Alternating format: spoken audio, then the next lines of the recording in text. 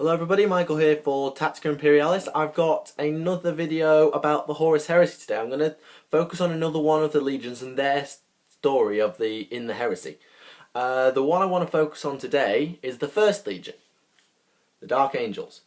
And this time, unlike my Thousand Suns video, which was drawn from what I could remember and what I'd seen in a book, I actually have the information straight from the horse's mouth today, so I've got the Codex on me. I'll be analysing this on Tactica Imperialis in the next week or so be sure to stay tuned for that. Anyway, this is my chance to show you what happened to the Dark Angels, because the story in the Imperium about the Dark Angels is very weird.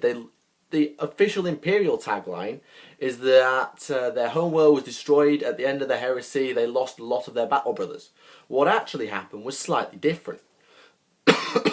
The Primarch of the Dark Angels was Lionel Johnson. Literally means, or meant, or it means in this place, son of the forest. The lion, son of the forest.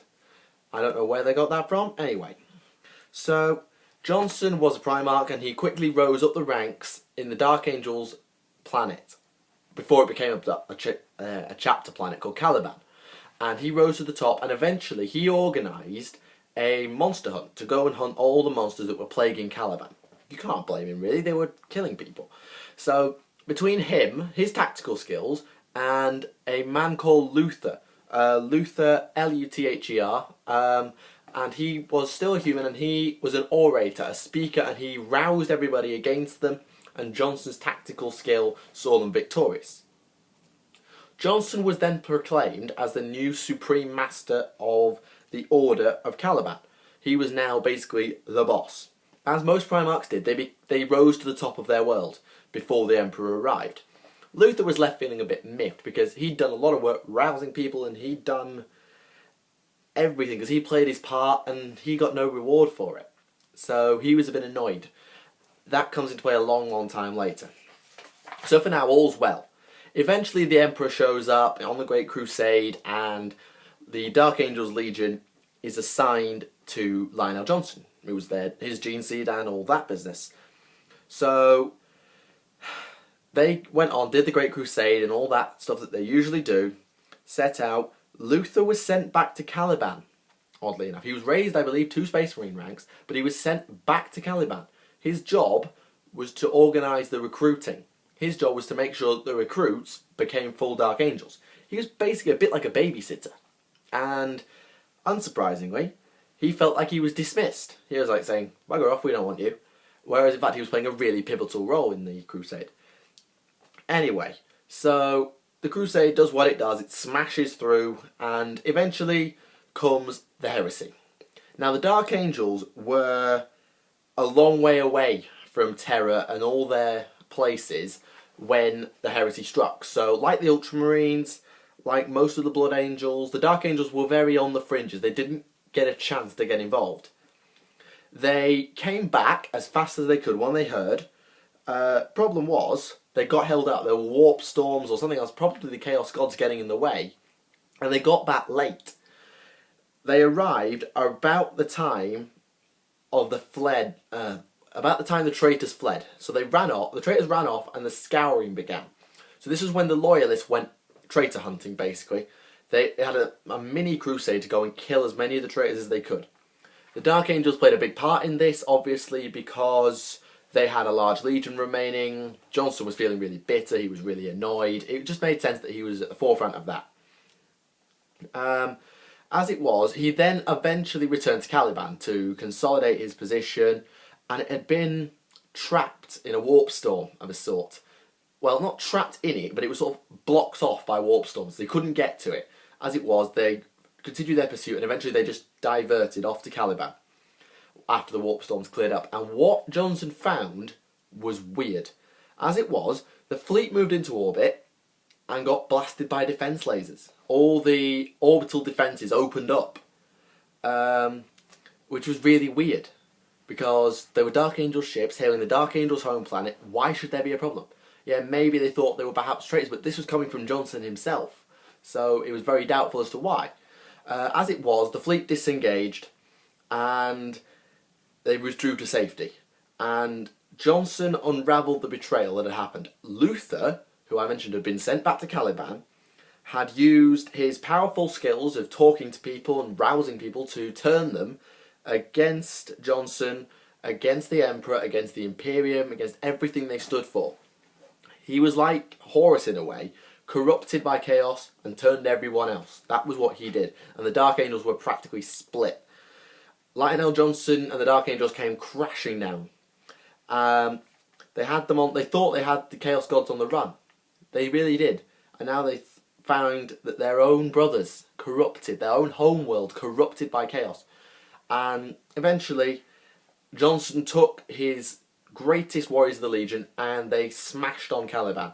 They came down like a hammer blow, and they went not like a sledgehammer where you just hit everything. They went like a scalpel. They just went, we're going to get Luther, we're going to kill him, and it'll all be over. And eventually anyone else will just see sense, probably. So that's what they did. He went to the Fortress Monastery, eventually, and he found Luther there, which he knew he was going to. The Primarch obviously should have kicked Luther into the middle of next week. He should have absolutely annihilated. Problem was, Luther, like Horus in the fight against the Emperor, had been very, very powerfully boosted by the powers of chaos. So now they were quite evenly matched. Eventually, the two of them got fighting. I don't know if they had an argument before, but they got to a fight and the monastery pretty much collapsed around them. As it was, the planet was being bombarded and it was being turned to ruin. Caliban was being destroyed. The planet was breaking apart completely, and eventually the battle between Johnson and Luther got to the climax, the big finish. Luther, he was weak, he was beaten pretty much, and Johnson, he couldn't do it. He could not do it. He could not bring himself to deliver that killer blow, kill Luther and end it. Luther took his chance and unleashed a psychic attack of titanic proportion. It was just... He smashed Johnson with psychic power. Johnson was mortally wounded by this psychic attack. It was that powerful. But Luther had an epiphany. I don't know how this happened, but he had an epiphany. He realised what he'd done. He realised he turned on his brothers. He turned on his Primarch. He turned on his Emperor. Everything. And his sanity just snapped. His sanity snapped. He fell to his knees screaming, and he was...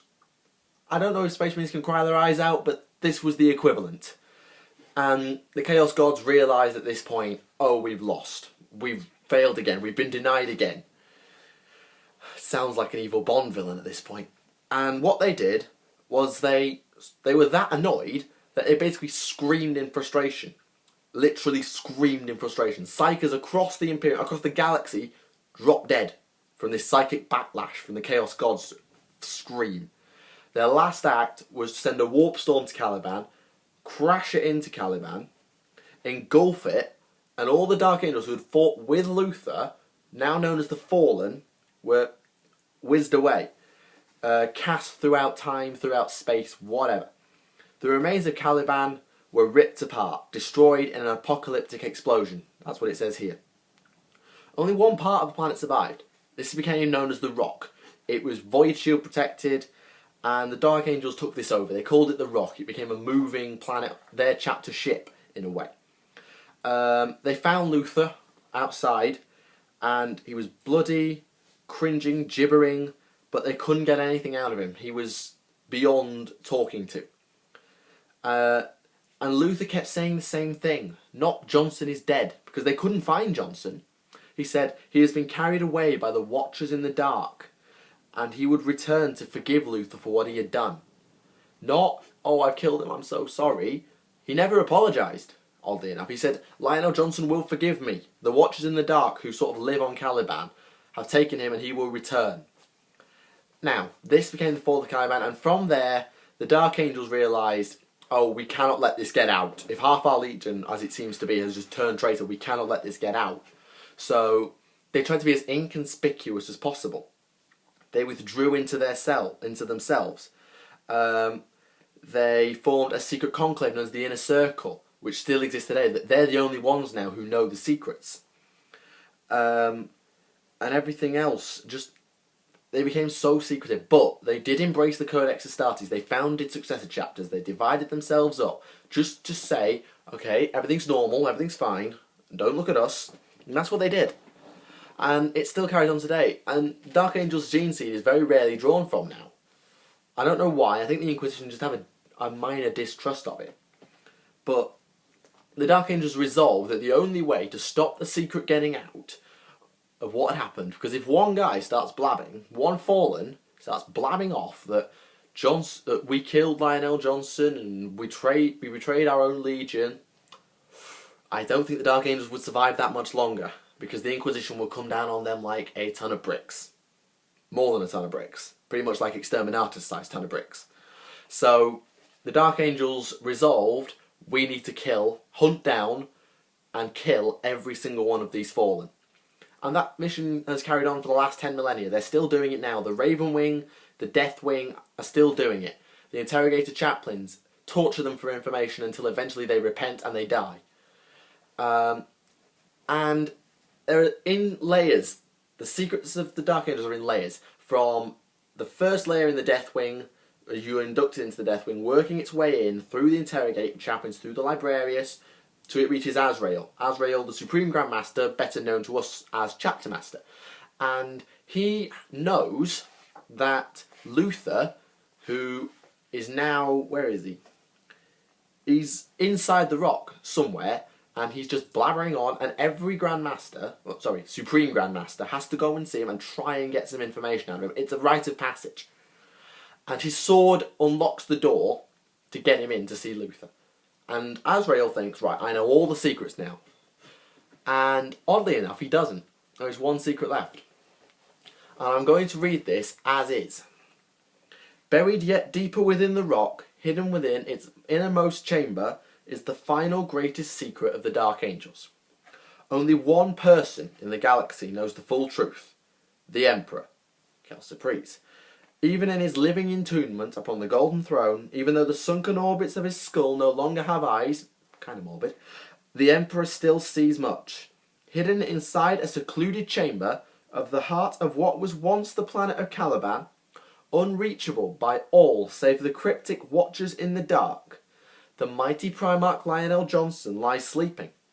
There he slumbers, his wounds long healed, waiting for that time when he will be needed once again, when the clarion call of battle sounds for the final time, summoning him to once again defend the Imperium of mankind against its enemies. Johnson's not dead. Everybody thinks Johnson is dead. He's not dead. He's asleep. He's in the rock having a comfort break. That's the best way I can put it. And the Dark Angels don't even know. And I can't get my head around this, because why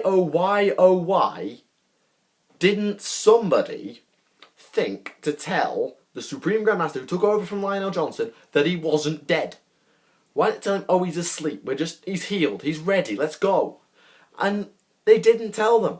So the Dark Angels think we are on our own now. Their Primarch is practically 2 feet away. Well, not 2 feet, but you know what I mean. He's in the middle of their chapter fortress, and they don't know. And I can't get my head around why. Surely, in an Imperial sense, having a Primarch back would be a massive boost for morale. Because now you've got one of the leaders, one of the greatest tacticians in the galaxy, walking amongst you again. Fully healed, fully powered, ready to go. And perhaps this will convince Luther that perhaps he can be absolved, and either he can be killed and save all the Supreme Grand Masters the trouble, or redeemed and returned to the Legion. Yes, they would probably have some explaining to do to the Inquisition as to where the Primarch's been for the last 10,000 years, but I just don't understand. Obviously, I understand from a gaming point of view that to bring a Primarch back into 40k would be kind of broken, kind of OP, even though they are doing it now with the Heresy series, but that's still balanced up.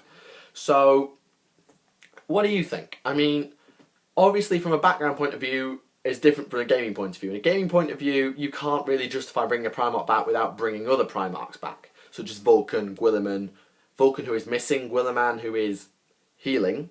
I put that in quote unquote because I'm not quite sure. And you have to bring the traitor Primarchs back as demon Primarchs, and that would even be more broken. And it would just advance the plot. But in a background sense, can you get your head around this? I know I can't. Can you guys understand what's going on with the Dark Angels? So let me know in the comments section. What do you think of the whole story, as well as this whole Johnson business? And And are there any other stories of the Horus Heresy you want me to try and have a look at? For example, there's a story that I know a bit about involving the Emperor's Children and the Iron Warriors, which is the Ascension of Fulgrim. And I know a bit about that story, so I may look more into that and bring that to you guys. But are there anything else you want me to take a look at? So be sure to tell me, I'll try and do it. Be sure to leave a like if you enjoyed the video. Subscribe to the channel for more 40k tactics, analysis, more of this, all that stuff. Stay tuned to the Horus Heresy playlist whether you're subscribed or not, so you can just get a bit more of this stuff. Thank you for watching. My name is Michael, and I will see you all again.